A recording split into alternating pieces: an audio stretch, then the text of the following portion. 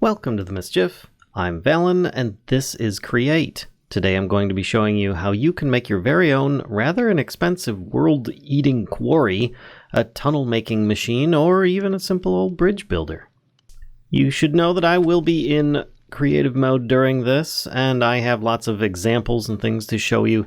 This is not an ideal setup. This is just an example that I'm going to be giving you. But this stuff here, the Create a Quarry 2000 is what I'm calling this one, is going to be rather early to mid-game, maybe even like early mid-game, because you'll have to have access to like redstone and iron, but that's it all depends on the pack that you're playing, really. So as you can see, I've got this bunch of stuff in my inventory here. These are basically the types of things you're going to be needing in order to get this in action. You can minimize this and you can expand it as you desire. That is entirely up to you. I am just showing you an example of one that you can obviously expand upon or shrink to your needs. Slime is going to be one of the probably more difficult things, depending upon if you can find a swamp or not, and get yourself some slime, slimes in there. Campfire, lever, stuff like that. You're going to probably want to use, most likely, a campfire for rotational force, as it is required for this to actually function.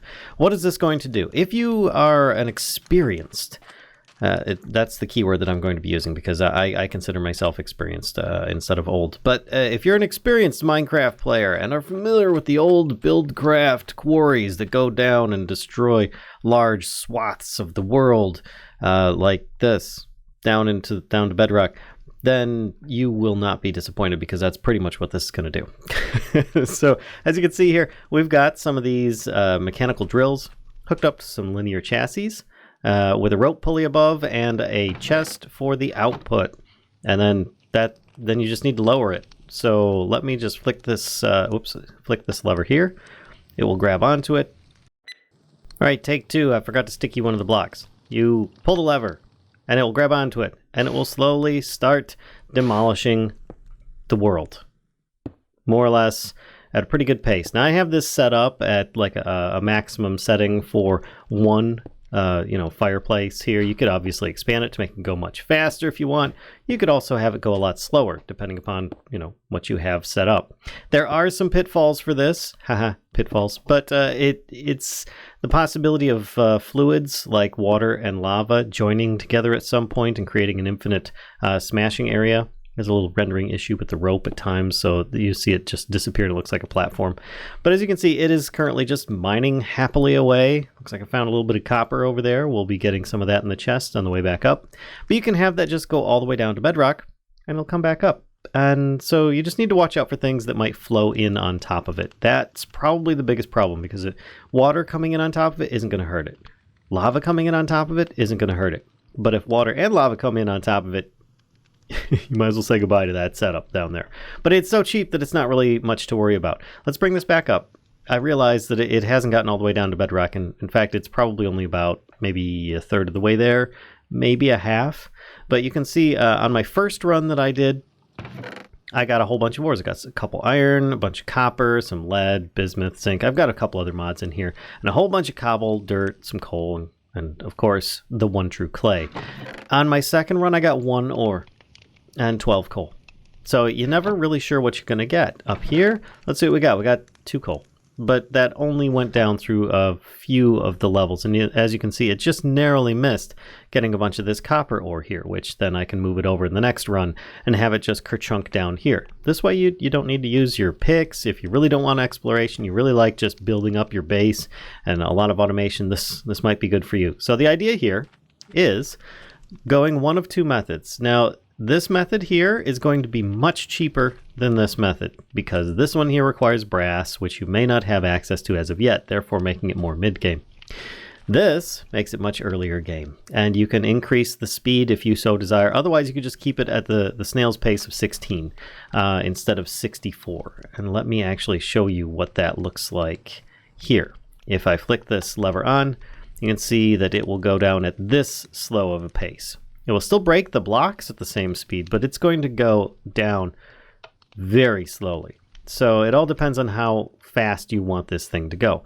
Now by default, with, like I said, 1 fireplace or 1 fan, encased fan, 64 is pretty good for this setup that I have. As you can see, the stress is maxed out. There's no room for anything else on this system, but it works really good. So what all do you need? You put down some kind of heat source. In this case, I've got a campfire because it's just darn cheap, and you don't have to go worrying, looking for magma blocks or anything. It doesn't set things on fire. It's relatively safe. You've got your encased fan with a lever on it. You need to have a lever on it, or else, turned on, or else it's not going to have any rotational force. You see, it just everything stopped. Then you've got probably some kind of vertical gearbox, just so that you can do a right angle into all of this. And then you're going to want to connect this either at a more mid-game setup to a rotation speed controller, just to increase the speed, or to a bunch of these different cogwheels so that you can get 3 steps up to get to a 64 setup. As you can see, it's much larger here than it is here. And if you really need to know the kind of technology you need to get to in this is probably the most you need to get, is just your, being able to smash a bunch of these, because you'll probably want the fan. And then you can just smash your stuff. There you go, done. I mean, that's like the most basic thing with your mechanical press. But you just need this lineup of stuff. Continuing on with this, you're going to want some kind of gear shift, so you can have this go down or up on your command. You can always hook that up to some kind of remote control if you want. Otherwise, you just can keep it very manual with this. And I just have extra vertical gearboxes. You don't need these. You can just use regular shafts. And then they can go in, you don't need any more 90 degrees or anything, because the rope pulley, actually, as you can see here, will connect right away. You can just put it right there. Let me do that. And you can see that one is where this would go. Da-da-da, that's where that one actually was originally. And like I said, you don't have to have these. I'm going to put this back here.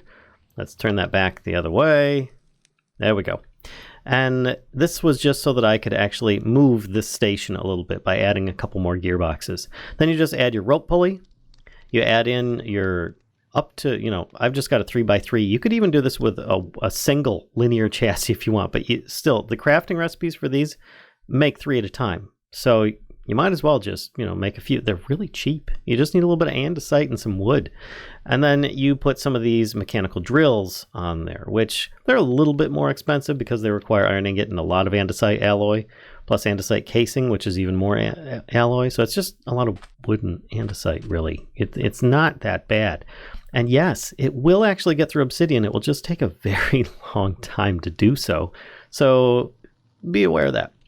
But anyway, I mean, it's really good, really cheap. Don't forget to stickify everything. If you have a chest coming up here, you're going to want that to be sticky. I put it underneath the shaft here that goes into it so that it doesn't actually pull this entire thing flush with the rope pulley system. I like to see that it is not going to accidentally pull this entire linear chassis setup down. Like I've said in many other videos, and I still have problems with it because I just had a problem with it a moment ago, make sure that these are all set to only grab the things that you want to send up and down. Otherwise, you may end up sending up and down a whole stack of dirt with you, and it'll just stop the entire thing from running. And if you need to, you can always just break and replace things and then move it over a few blocks and then chunk down. Or you can even expand it, make it even wider and bigger, scarier. But then you've got to move a whole lot more each time that you do it as well. So that's entirely up to you.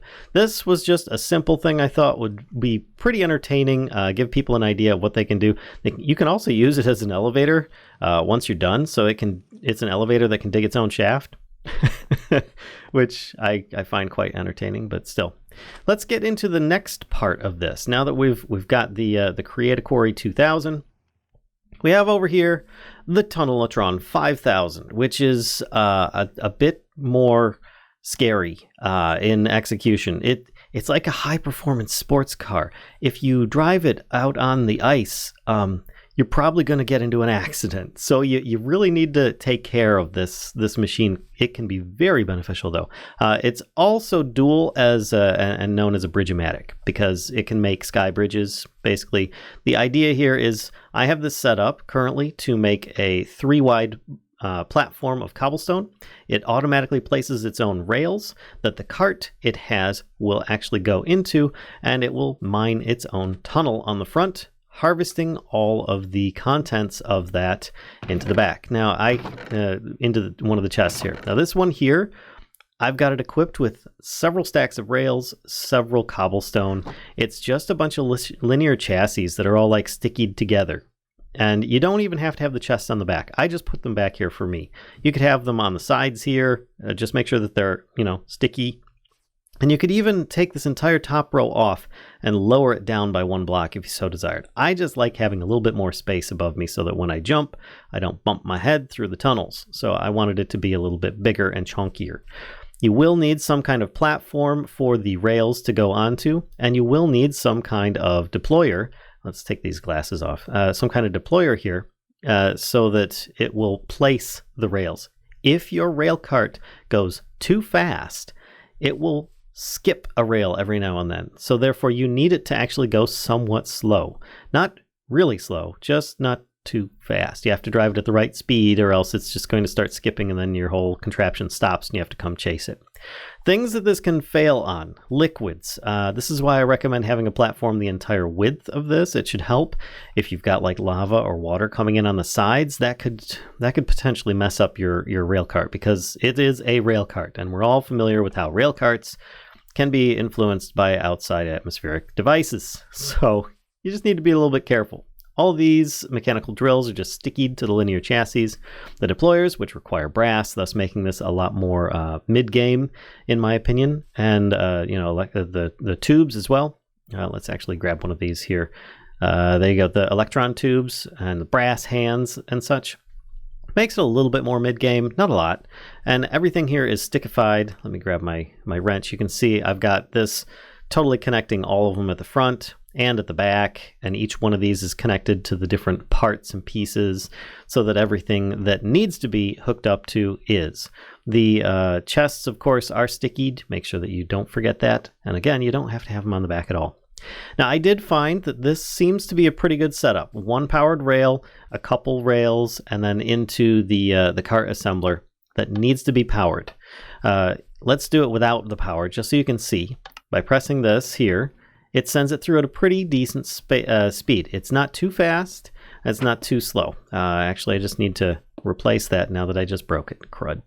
There we go. New cart in the dispenser. And this is just so that you don't have to push it forward, because sometimes when you go to push it, you might get some kind of lag spike, or you walk a little too fast or something, and suddenly the cart's going way too fast and it's skipping stuff, or it's going way too slow and you're just going while you're waiting for this thing to just like kind of do something. What I do recommend is that you personally build all these up. You can also put a full stack in the deployer hands so that they will use those first before they start using the ones from the chest. I have them filtered out with stone and for the rails up here, just because I feel that that's the most likely item that I have access to. You could always have, like your own setup. And you're going to want the rails to be built when you start this as far up as you can as well. So let's actually turn this on and have it go. There we go. And you can see it is currently building.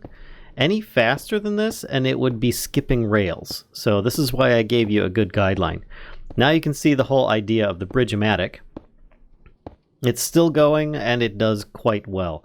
It will keep going for a while, but you might also run into problems. So you can see it does have some issues with continuing its own forward momentum. You might have to, on occasion, start pushing it. But as you can see here, it's already reached the front, and it's going to start digging its own path into the system.